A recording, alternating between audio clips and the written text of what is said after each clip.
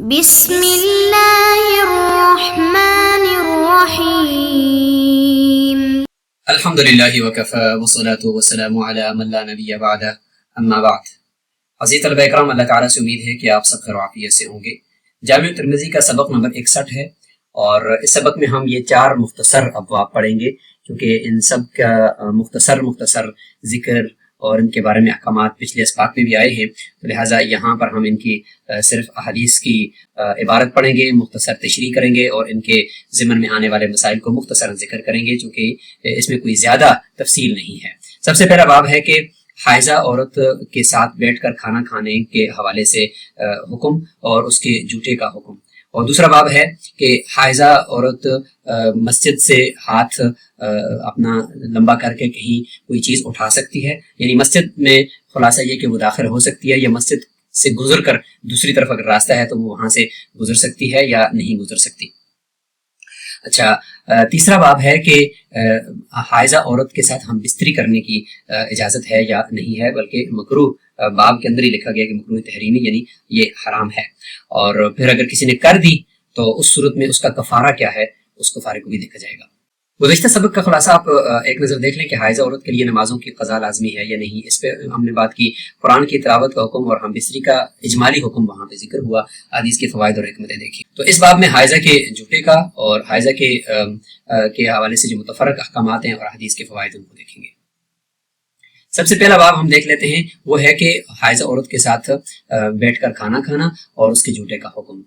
وبه قال حدثنا عباس العنبري ومحمد بن عبد الأعلى قال حدثنا عبد الرحمن بن مهدي قال حدثنا معاوية بن صالح عن علاء بن الحارث عن حرام بن معاوية عن عمه عبد الله بن سعد رضي الله عنه قال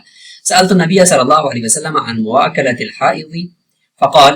واكلها،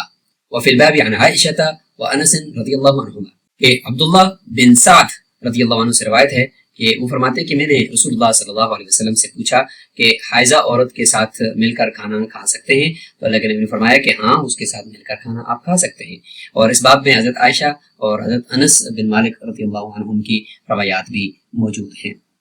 امام ترمذی رحمہ اللہ فرماتے ہیں کہ عبداللہ بن سعد رضی اللہ عنہ کی جو حدیث ہے یہ حسن الغریب ہے، اور یہی اہل علم کا اور فقہا کا قول ہے کہ حائضہ کے ساتھ مل کر کھانا کھانے میں کوئی حرج نہیں ہے،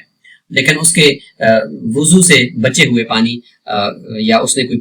وضو کیا یا حیض کے دوران اس نے کوئی بھی اپنا منہ دھویا یا کوئی بھی پاکی حاصل کی، اس کے بچے ہوئے پانی کے بارے میں البتہ اختلاف کرتے ہیں۔ بعض نے اس کی اجازت دی ہے کہ اس سے وضو کیا جا سکتا ہے، اور بعض نے کہا کہ اس سے وضو کرنا مکروہ ہے۔ دوسرا باب ہے باب ما جاء فی الحائض تتناول الشیء من المسجد، کہ مسجد سے کوئی چیز اٹھا لے، اس کا حکم، اور اسی کے ضمن میں کہ وہ مسجد میں داخل ہو سکتی ہے یا نہیں۔ وبه قال حدثنا قتيبة قال حدثنا عبيدة بن حميد عن الأعمش عن ثابت بن عبيد عن القاسم بن محمد قال قالت لي عائشة رضي الله عنها قال لي رسول الله صلى الله عليه وسلم ناوليني الخمرة من المسجد، قالت قلت إني حائض، قال إن حيضتك ليست في يدك، وفي الباب عن ابن عمر وأبي هريرة رضي الله عنهم۔ قال ابو عيسى حديث عائشة رضي الله عنها حديث حسن صحيح، وهو قول عامة أهل العلم لا نعلم بينهم اختلافا في ذلك بأن لا بأس أن تتناول الحائض شيئا من المسجد۔ ترجمہ، حضرت عائشہ رضی اللہ عنہ فرماتی ہیں کہ مجھے اللہ کے رسول صلی اللہ علیہ وسلم نے فرمایا کہ آپ مجھے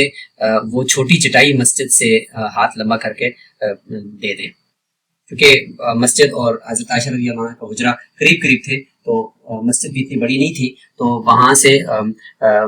ہاتھ لمبا کر کے چیز کو اٹھایا جا سکتا تھا، تو اللہ کے نبی نے فرمایا کہ یہ مجھے آپ دے دیں۔ تو حضرت عائشہ رضی اللہ عنہ فرماتی کہ میں نے کہا کہ میں تو حائضہ ہوں، تو کیا میں پھر بھی وہ چٹائی اٹھا سکتی ہوں؟ تو اللہ کے نبی نے فرمایا کہ آپ کا حیض آپ کے ہاتھوں میں نہیں ہے، یہ ایک نجاست حکمی ہے، اس کے ساتھ آپ کم از کم وہاں سے چیز اٹھا سکتی ہیں۔ اور اس باب میں حضرت عبداللہ بن عمر اور ابو ہریرہ رضی اللہ عنہ کی روایات بھی موجود ہیں۔ امام ترمذی رحمہ اللہ فرماتے ہیں کہ حضرت عائشہ رضی اللہ عنہ کی جو حدیث یہ حسن اور صحیح ہے، اور یہی سب اہل علم اور فقہا کا قول ہے، اور ان کے درمیان کسی قسم کا اختلاف ہم نہیں جانتے کہ اس بارے میں کوئی ہو۔ سب کا اتفاق ہے کہ بغیر اندر داخل ہوئے کوئی کسی چیز کا اٹھانا، یہ کوئی بھی اس میں حرج نہیں ہے۔ اگلا باب ہم یہ دیکھتے ہیں کہ حائضہ عورت کے ساتھ ہم بستری کرنے کی کراہت۔ وبه قال حدثنا بندار قال حدثنا يحيى بن سعيد وعبد الرحمن بن مهدي وبهز بن الأسد قالوا حدثنا حماد بن سلمة عن حكيم الأثرمي عن أبي تميمة الهجيمي عن أبي هريرة رضي الله عنه عن النبي صلى الله عليه وسلم قال من أتى حائضا أو امرأة في دبرها أو كاهنا فقد كفر بما أنزل على محمد صلى الله عليه وسلم. حدیث کے الفاظ بڑے سخت ہیں لیکن اس حدیث کا حکم کیا ہے اس کو ہم آگے انشاءاللہ چل کر دیکھتے ہیں. ابو ہریرہ رضی اللہ عنہ سے روایت ہے کہ آپ صلی اللہ علیہ وسلم نے فرمایا کہ اگر کوئی شخص حائضہ عورت کے ساتھ ہم بستری کر لے یا کسی عورت یعنی اپنی عورت کی دبر میں یعنی پچھلے حصے میں ہم بستری کر لے یا کسی نجومی کے پاس آئے اور اس سے غیب کی باتیں پوچھنے لگ جائے تو گویا کہ اس شخص نے انکار کر دیا اور کفر کر دیا اس سارے کلام کا جو اللہ کے نبی پر نازل ہوا، یعنی گویا کہ نبی پر نازل ہونے والی شریعت کا گویا کہ اس نے انکار کر دیا. تو یہ بہت سخت جملہ ہے. اور یہاں پر آپ یہ جو راوی ہیں ان کو دیکھ لیجئے، حماد بن سلمہ، حکیم الاسرم، ابی تمیمہ الحجیمی. اب اس کے بارے میں آگے انشاءاللہ ہم ان کے احکامات دیکھیں گے. قال ابو عيسى لا نعرف هذا الحديث الا من حديث حكيم الاسرمي عن ابي تميمة الحجيمي عن ابي هريرة. امام ترمذی رحمہ اللہ فرماتے ہیں کہ یہ حدیث ہمیں پہنچی ہے صرف حکیم اسرم اور وہ آگے ابو تمیمہ حجیمی اور وہ ابو ہریرہ رضی اللہ عنہ سے روایت کرتے ہیں. اس کے علاوہ اس کا کوئی اور طریق ہمارے پاس موجود نہیں ہے. وانما معنى هذا عند اهل العلم على التغلیظ، کہ اس کا جو مطلب ہے وہ سختی اور شدت گناہ کی بیان کرنا ہے. فقط کفرا سے مراد کفر کرنا مراد یہاں پہ نہیں ہے بلکہ اس کی شدت اور سختی وہ مراد ہے. اور رسول اللہ صلی اللہ علیہ وسلم سے یہ بھی مروی ہے کہ جس میں یہ والے الفاظ ہیں کہ من اتا حائضا فلیتصدق بدینار، اگر کوئی حائضہ کے پاس آئے تو وہ دینار صدقہ کر لے، یعنی حائضہ سے بستری کرنے والا ایک دینار صدقہ کر لے. تو اس میں کفر نہیں آیا ہوا. اور اسی طریقے سے فلو کان اتیان الحائض کفرا لم یؤمر فیہ بالکفارہ، اگر یہ کفر ہوتا تو پھر یہ صدقہ دینار کا کرنے کا حکم پھر نہ دیا جاتا. وضاعف محمد هذا الحديث من قبل اسناده وابو تميمة الحجمی اسمه طریف بن مجالد. فرماتے ہیں کہ امام بخاری رحمہ اللہ نے سند کے اعتبار سے اس حدیث کو ضعیف قرار دیا ہے. اور ابو تمیمہ جس کا ذکر ابھی چل رہا تھا، ان کا چونکہ کنیت ذکر ہے تو اس کا نام ذکر کریں گے کہ اس کا نام طریف بن مجالد ہے. اور اسی کے بارے میں ساتھ جڑواں باب ہے کہ باب ما جاء فی الکفارۃ فی ذلک، اگر کوئی حائضہ عورت سے بستری کرتا ہے تو اس کا کفارہ کیا ہوگا. تو اس حوالے سے یہ حدیث ہے، ان کی بات پہلے پڑھ لیتے ہیں. وبه قال حدثنا علی بن حجر قال حدثنا شریک عن خصیب عن مقسم عن ابن عباس رضی اللہ عنہما عن النبی صلی اللہ علیہ وسلم فی الرجل یقع على امرأته وهي حائض قال يتصدق بنصف دینار. وبه قال حدثنا الحسين بن حريث قال حدثنا الفضل بن موسى عن ابي حمزة السكري عن عبد الكريم عن مقسم عن ابن عباس رضي الله عنهما عن النبي صلى الله عليه وسلم قال اذا كان دما احمر فدينار واذا كان دما اصفر فنصف دينار. حضرت عبداللہ بن عباس رضی اللہ عنہ آپ صلی اللہ علیہ وسلم سے روایت کرتے ہیں ایسے شخص کے بارے میں کہ جو اپنی حائضہ بیوی سے ہم بستری کر لے تو فرمایا کہ وہ نصف دینار صدقہ کرے گا. اور یہ دوسری جو روایت ہے یہ ابو حمزہ سکری روایت کرتے ہیں عبد الکریم سے، وہ مقسم سے، وہ حضرت عبداللہ بن عباس رضی اللہ عنہ سے، اور حضرت عبداللہ بن عباس رضی اللہ عنہ رسول اللہ صلی اللہ علیہ وسلم سے نقل کرتے ہیں کہ اگر ایسے خون کے وقت جب خون سرخ آ رہا تھا تو یہ بالکل حیض کے درمیان کے دن تھے تو اس میں تو پورا دینار اس کو صدقہ کرنا پڑے گا. اور اگر زرد رنگ کا تھا تو یہ آخری ایام ہوتے ہیں تو اس میں پھر نصف دینار صدقہ کرنا پڑے گا. امام ترمذی رحمہ اللہ کی جو اس پہ کلام ہے اس کی عبارت پڑھتے ہیں. اور ابو عیسیٰ حدیث الکفارۃ فی اتیان الحائض قد روی عن ابن عباس رضی اللہ عنہما موقوفا ومرفوعا وهو قول بعض اهل العلم وبه يقول احمد واسحاق وقال ابن المبارك يستغفر ربه ولا كفارة عليه. وقد روي مثل قول ابن المبارك عن بعض التابعين منهم سعيد بن جبير وابراهيم. وفي النسخة العلامة احمد محمد شاكر زيادة بعد قوله ابراهيم النخعي وهو قول عامة علماء الامصار. امام ترمذی رحمہ اللہ فرماتے ہیں کہ یہ جو کفارے والی حدیث ہے حائضہ عورت کے ساتھ بستری کرنے کے حوالے سے یہ حضرت عبداللہ بن عباس رضی اللہ عنہ سے موقوفاً بھی مروی ہے، یعنی حضرت عبداللہ بن عباس رضی اللہ عنہ کے اپنے قول کے طور پر، اور مرفوعاً بھی مروی ہے کہ رسول اللہ صلی اللہ علیہ وسلم کے قول کو بھی انہوں نے نقل کیا ہے. اور بعض اہل علم کا بھی یہی قول ہے اور یہی امام احمد امام اسحاق کا بھی قول ہے. اور اسی طریقے سے عبداللہ بن مبارک رحمہ اللہ کا قول نقل کیا ہے کہ وہ اللہ سے استغفار کرے گا، اس کے علاوہ کوئی اور کفارہ نہیں ہے. اسی حضرت عبداللہ بن مبارک کے قول کی مثل بعض تابعین سے بھی یہ مروی ہے، اور ان میں سعید بن جبیر بھی ہیں. اور ابراہیم سے مراد علامہ احمد محمد شاکر کے نسخے میں ہے ابراہیم نخعی. اور اسی طریقے سے مصر کے علماء کا بھی یہی قول ہے کہ صرف استغفار ہے اور کسی قسم کا کفارہ نہیں ہے. حدیث باب کے راویوں کو ہم دیکھتے ہیں. مواکلۃ الحائض وصولها، اس کے جو راویوں میں سے عباس العنبری ہیں. یہ عباس بن عبد العظیم بن اسماعیل العنبری البصری ابو الفضل، یہ ثقہ اور حافظ ہیں. محمد بن عبد الاعلی صنعانی البصری یہ بھی ثقہ راوی ہیں اور روات کے 10ویں طبقے سے ان کا تعلق ہے۔ حرام بن معاویہ خزرجی، یہ حرام بن حکیم بن خالد الانصاری العنسی ہیں، اور ان کا یوں بھی نسب ذکر کیا جاتا ہے، ہوا حرام بن معاویہ عن عمه عبداللہ بن سعد و ابی ہریرہ وعنہ العلاء بن الحارث۔ عمه عبداللہ بن سعد یہ صحابی تھے اور قادسیہ کی جو فتح ہے اس میں یہ شہید ہوئے۔ اس طریقے سے عبیدہ بن حمید، یہ حمید جو ہے یہ تصغیر ہے اور یہ معروف ہے بالحذاء التیمی اللیثی